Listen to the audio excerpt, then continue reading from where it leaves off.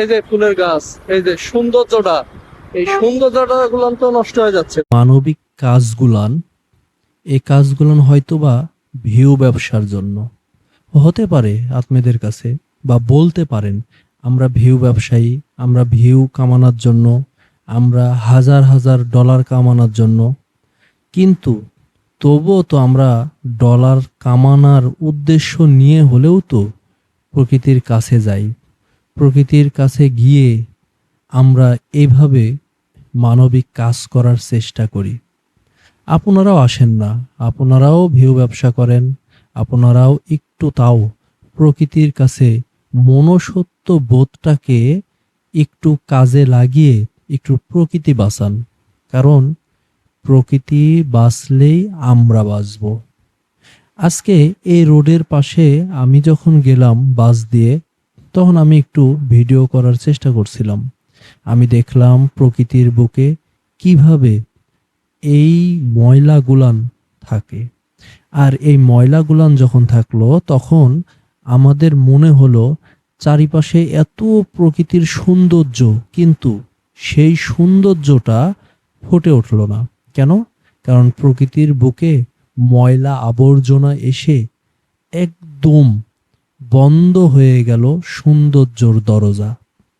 তাই চিন্তা করলাম, একটা কিছু হলেও, ভিউ ব্যবসায়ী হলেও আমরা একটু মানবিক কাজ করার চেষ্টা করি।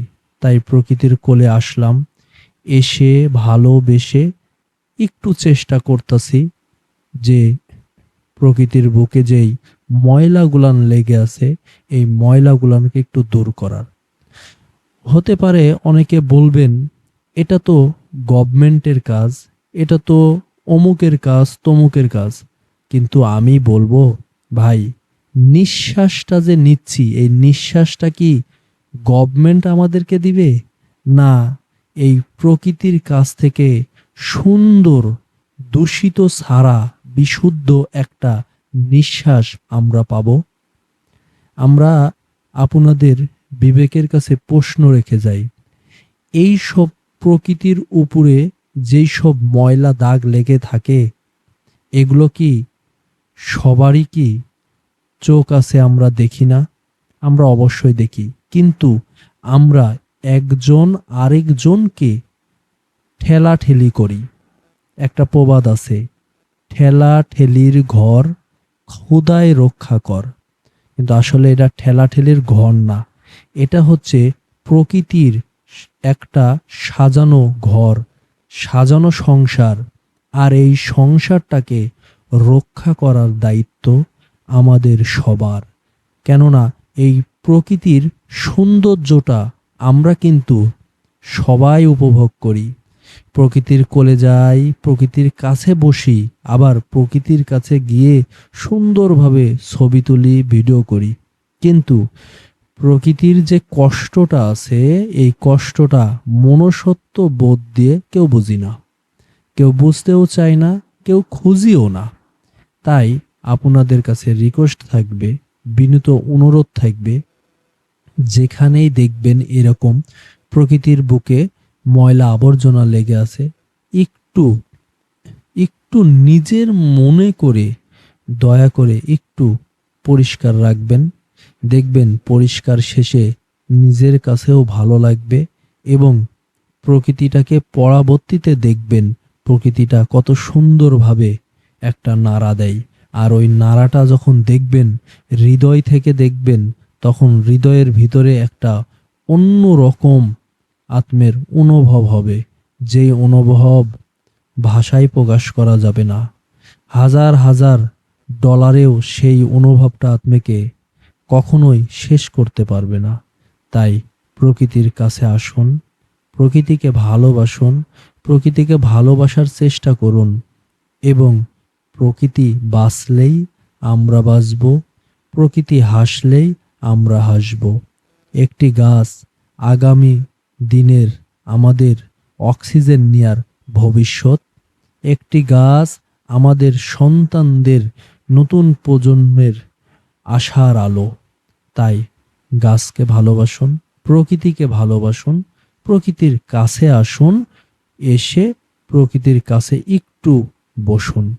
সবার উপরে মানুষ সত্য, তাহার উপরে নাই।